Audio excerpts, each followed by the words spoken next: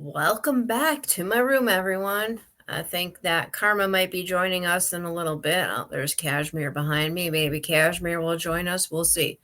So, next on the list is Bible Journey, Part 8. And I really don't know what's going on in the story anymore. So, let's take a listen together. All right, where's my mouse thingy? There we go. All right, share my screen. Where are we? Oh, here comes Karma. Let's hurry up and do this. Play. You wait. Okay.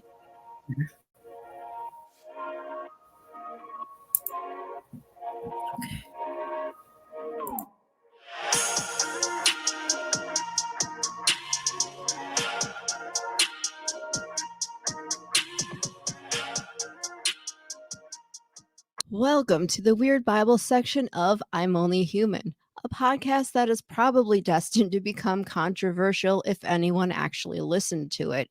Inspired by people for people. I have different story arcs going on throughout my podcast, and this area focuses on the NIV Bible, copyright 2011. I'm taking things directly from the Bible and putting an average human perspective on history. According to the Bible, we were created in the image of this person named God. Well, there are plenty of other views on the topic too, but this one will remain focused on the Bible. I feel the repetition of human emotions and behaviors that preceded all the foolishness that has led to the culture of our modern world has been greatly overlooked. I will not be speaking in traditional religious terms, and I'm sure I'll be saying a bunch of stuff wrong too. My apologies in advance. I'm not trying to destroy religion. I believe we were all created equal. Somewhere along the line, we forgot about that. I believe there is more knowledge in the Bible than people realize. Join me on this exciting adventure. How does our modern world compare to the world in the Bible? Is God the biggest grifter of all time? I would like to state that I am not an expert. I get my knowledge by observation, evaluating, researching, and building on the things I learned from other people. I believe there is truth in science fiction, movies, and in children's stories. It's time to wake up. It's time to reprogram our thinking and change our world in a peaceful way. Would you look at that? It's recap time again. I have no clue what's going on anymore. Too many storylines going on. It's all good. I like variety. So let's see. Sarah passed away, and now Abraham sent one of his servants to find a wife for Isaac. The servant was to find a relative rather than a Canaanite for his son to marry.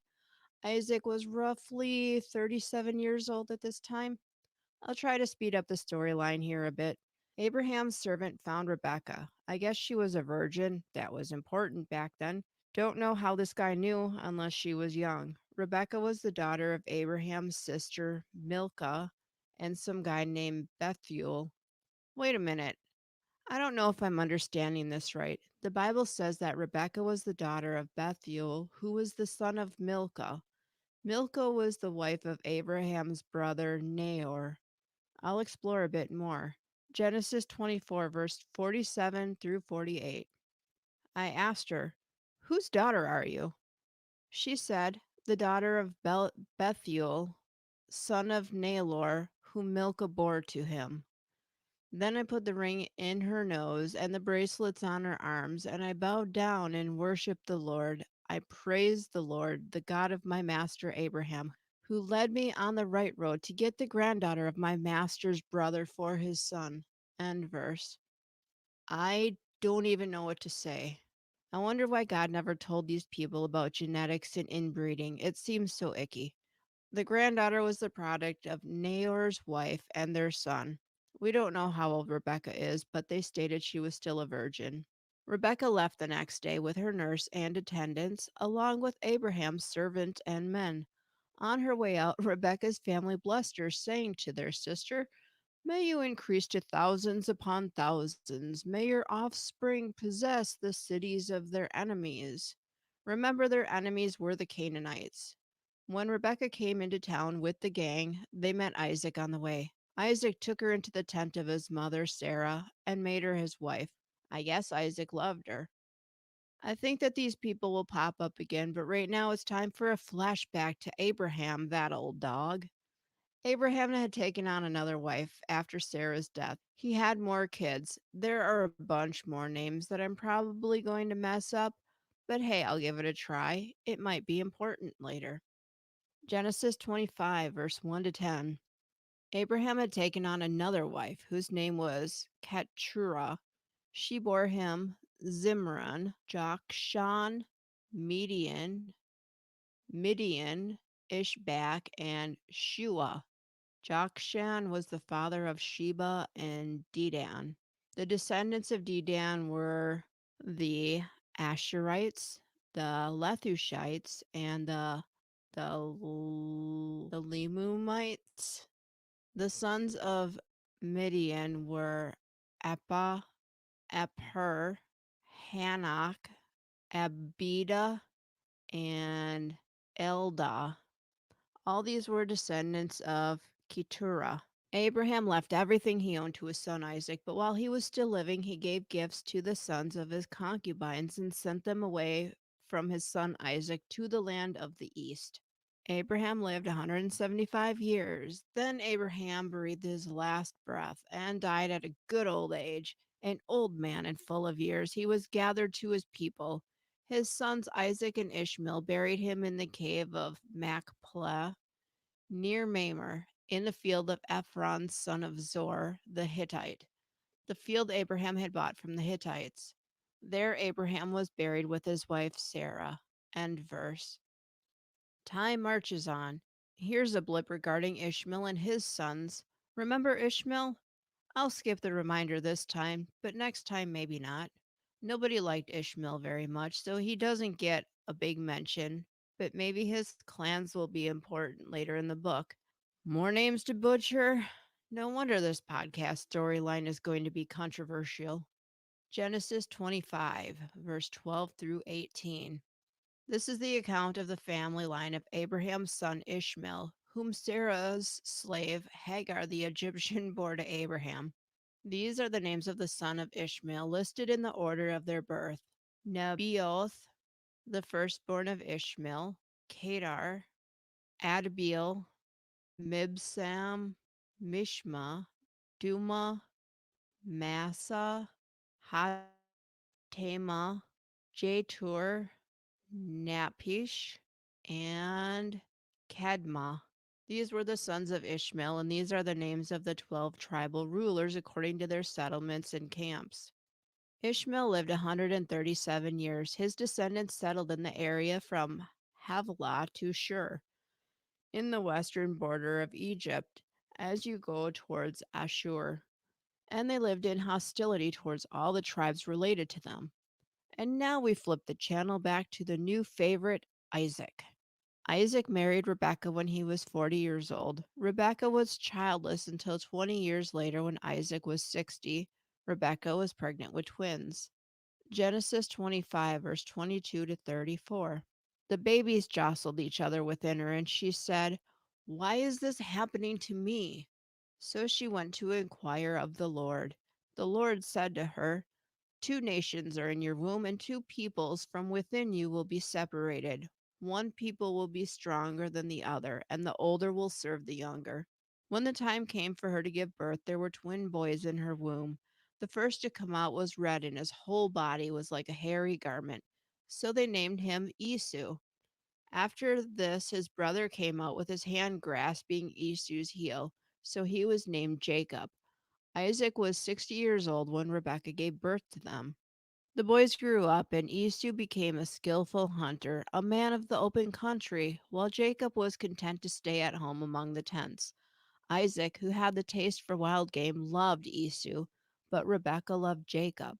Once, when Jacob was cooking some stew, Esau came in from the open country, famished. Esau said to Jacob, "Quick, let me have some of that red stew. I'm famished." Jacob replied, "First sell me your birthright." "Look, I am about to die," Esau said. "What good is your birthright to me?" Question mark. But Jacob said, "Swear to me first." So he swore an oath to him, selling his birthright to Jacob. Then Jacob gave Esau some bread and lentil soup. He ate and drank and then got up and left. So Esau despised his birthright. End verse. Changing the channel again? Remember Amalek? He's back in the story once more, this time with Isaac and Rebekah. I'm not sure why these men feel they need to lie about the identity of their wives. This time, Isaac said that Rebekah was his sister and not his wife for the same reason Abraham did the same thing. Isaac and Rebekah had been in the land of Amalek's land for a while. That's the land of Gerar, and Amalek was the king of the Philistines. When the king saw Isaac snuggling with Rebekah, he asked him if Rebekah was his wife, and he asked why he lied about the situation. Look at that, history already repeated itself right now. Anyway, since Isaac was the son of Abraham, he was protected. Amalek gave orders to his men to leave them alone or they would be put to death. Genesis 26 verse 12 to 18. Isaac planted crops in that land and the same year reaped 100-fold because the Lord blessed him. The man became rich and his wealth continued to grow until he became very wealthy. He had so many flocks and herds and servants that the Philistines envied him. So all the wells that his father's servants had dug in the time of his father Abraham, the Philistines stopped up, filling them with earth. Then Amalek said to Isaac, "Move away from us. You have become too powerful for us." So Isaac moved away from there and encamped in the valley of Gerar, where he settled. Isaac reopened the wells that had been dug in the name of his father Abraham, which the Philistines had stopped up after Abraham died, and he gave them the same names as his father had given them. End verse. I'm going to summarize some more in order to move the story. There was some fighting between Isaac and Amalek's people over the wells. In the end, Isaac was able to find some fresh water far enough away from the other herders, and the fighting stopped. He ended up going to Beersheba, where he built an altar to the Lord, and the Lord blessed him with the promise of many descendants because Abraham was a faithful servant. Amalek and his guy Phicol, the commander in chief, went to see Isaac. Of course, Isaac was skeptical about the situation because he was just kicked out of the land. So he asked what was up. Amalek knew that the Lord was on Isaac's side, and I think he was a bit worried because of all the people and the wealth that Isaac had now. He wanted to make a treaty with Isaac that they would both live in peace because Amalek's people had treated Isaac with respect. They had a feast that night and swore an oath in the morning. Isaac's servants found fresh water that day. They named the well Sheba, and the name of the town was still Beersheba. The next event was when the twins were 40. Genesis 26, verse 34. When Esau was 40 years old, he married Judith, daughter of Beri the Hittite, and also Basmath, daughter of Elon the Hittite. They were a source of grief to Isaac and Rebekah. End verse. This is the first time I heard about a child marrying someone other than who the parents picked for them. He did it out of spite because he was mad at his parents. In Genesis 27, Isaac was going to give his blessing to Esau, but Rebekah interfered and made her son Jacob trick his father into giving him the blessing that was meant for Esau. Jacob didn't want to do it, but Rebekah basically forced him to do it. More deceit, and the plot thickens. Isaac wanted Esau to hunt and bring him back some tasty game meat. Rebekah told Jacob to grab a couple of their animals and she would prepare the food for Isaac, and Jacob would serve the food to his father. Isaac was old and he could no longer see clear, so Jacob was able to trick his father. When Esau got back home and found out what had happened, he simply asked his father if there was no way his father could bless both boys. Genesis 27, verse 35 to 40. Your brother came to me deceitfully and took your blessing. Esau said, "Isn't he rightly named Jacob? This is the second time he has taken advantage of me. He took my birthright and now he's taken my blessing." Then he asked, "Haven't you reserved any blessing for me?" Isaac answered Esau, "I have made him lord over you and have made all his relatives his servants. I have sustained him with grain and new wine. So what could I possibly do for you, my son?" Esau said to his father, "Do you have only one blessing, my father? Bless me too, my father." Then Esau wept aloud. His father Isaac answered him, "Your dwelling will be away from the earth's richness, away from the dew of heaven above. You will live by the sword, and you will serve your brother. But when you grow restless, you will throw his yoke off your neck." End verse. Esau held a grudge against Jacob because of the blessing that their father gave to his brother instead of him. Esau planned to kill Jacob after the death of their father. Rebekah caught wind of this and sent Jacob to her brother and her family so that he could grab a wife from the same gene pool. Esau, on the other hand, had decided to marry more women that his parents hated. In addition to his other wives, he also married his uncle Ishmael's daughter, Mahalath. Jacob was on his way to his mother's family when he stopped in Bethel, where he got some sleep. He dreamt of a staircase that was resting on the earth, with its top reaching to heaven, and angels were on the staircase too. The Lord spoke to Jacob and told him that he will give the land Jacob was sleeping on to him and his descendants. He said that his descendants will spread all around the earth, and they will be blessed through Jacob because he was the bloodline of Abraham. Jacob used the stone that he had used for a pillow and set it up as a pillar and named it Bethel. The journey continued to Paddan Aram, where Jacob met Rachel. She was his cousin, I think. Laban had two daughters. Leah was older than Rachel, but Jacob wanted Rachel. He agreed to work for his uncle for 7 years if he would be allowed to marry Rachel. When the 7 years was up, Jacob was tricked into sleeping with Leah instead of Rachel. The custom was that the older daughter had to be married before the younger one could be married. Jacob was not happy. He was told that he had to be married for Leah for a week and then he could marry Rachel for another 7 years of work on the farm. So Jacob did what was requested and then he was able to marry Rachel too. The Lord felt bad for Leah because she wasn't loved. He decided that Leah would conceive a child, but Rachel would not. The next part of the story is a frenzy of Jacob sleeping with several women and conceiving many sons. I still don't think they care about daughters in this book. I'll read it from the source as best I can. Genesis 29:31 to 35. When the Lord saw that Leah was not loved, he enabled her to conceive, but Rachel remained childless. Leah became pregnant and gave birth to his son. She named him Reuben, for she said, "It is because the Lord has seen my misery. Surely my husband will love me now." She conceived again, and when she gave birth to a son, she said, "Because the Lord heard that I am not loved, he gave me this one too." So she named him Simeon.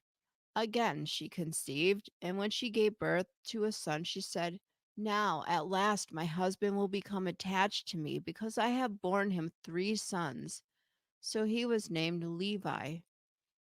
She conceived again, and when she gave birth to a son, she said, "This time I will praise the Lord." So she named him Judah.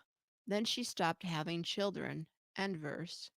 We'll start at Genesis verse 30, verse 1. When Rachel saw that she was not bearing Jacob any children, she became jealous of her sister. So she said to Jacob, "Give me children or I'll die." Jacob became angry with her and said, "Am I in the place of God who has kept you from having children?" Then she said, "Here is Bilhah, my servant. Sleep with her so that she could bear children for me, and I too can build a family through her." So she gave him her servant Bilhah as a wife. Jacob slept with her, and she became pregnant and bore him a son. Then Rachel said, "God has vindicated me. He has listened to my plea and given me a son." Because of this, she named him Dan. Rachel's servant Bilhah conceived again and bore Jacob a second son. Then Rachel said, "I have had a great struggle with my sister, and I have won." So she named him Naphtali. When Leah saw that she had stopped having children, she took her servant Ziplah and gave her to Jacob as a wife. Leah's servant Ziplah bore Jacob a son. Then Leah said, "What good fortune!" So she named him Gad. Leah's servant Ziplah bore Jacob a second son. Then Leah said, "How happy I am! The women will call me happy." So she named him Asher. During wheat harvest, Reuben went outside to the fields and found some mandrake plants, which he brought to his mother Leah. Rachel said to Leah, "Please give me some of your son's mandrakes." But she said to her, "Wasn't it enough that you took away my husband? Will you take my son's mandrakes too?" "Very well," Rachel said. "He can sleep with you tonight in return for your son's mandrakes." So when Jacob came in from the fields that evening, Leah went out to meet him. "You must sleep with me," she said. "I have hired you with my son's mandrakes." So he slept with her that night. God listened to Leah, and she became pregnant and bore Jacob a fifth son. Then Leah said, "God has rewarded me for giving my servant to my husband." So she named him Issachar. Leah conceived again and bore Jacob a sixth son. Then Leah said, "God has presented me with a precious gift. This time my husband will treat me with honor because I have borne him six sons." So she named him Zebulun. Sometime later, she gave birth to a daughter and named her Dinah. Then God remembered Rachel. He listened to her and enabled her to conceive. She became pregnant and gave birth to a son and said, "God has taken away my disgrace." She named him Joseph and said, "May the Lord add to me another son." All this sex and children seems to be a bit insane. I think this is more than enough for this episode. I have a feeling that Jacob will be the next superstar in this story. I'm curious to find out how he's going to support all those wives and kids of his. Stay tuned for the next part of our Bible journey. In closing, I would like to say that the opinions expressed here were strictly of my own making or by my guests. Take what you like and leave the rest. You may come to realize that you may not like me or what I want to share, but let's each other reason things out. But let there be no gossip or criticism of one another. Instead, let the fellowship of ethical human behavior and the serenity from positive human interaction help you grow and chill out one experience at a time. I would like to thank my higher power for guiding me through this podcast. I hope to spread the message of love, hope, and understanding by touching one life at a time. If you like this podcast, please like and share it. Comments also help other struggling people find it. I am also listener supported, and if you would like to contribute, please feel free to do so. There is no obligation. If you would like to share feedback, you can email me at averagehumanbeing1875@gmail.com.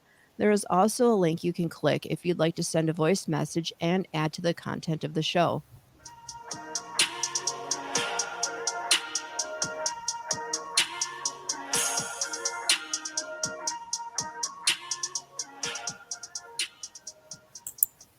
Okay. And I really don't have too much more to add to that. I really need to get my butt moving on doing more Bible journeys. I say that every time I hear one of my Bible journey stories, but I've been super, I don't know if it's lazy or just focused on other things other than podcasting. So it takes time to do it because it's not the center of my world as it was when I first started it. Anyway, join me again for the next episode and take care. Bye-bye.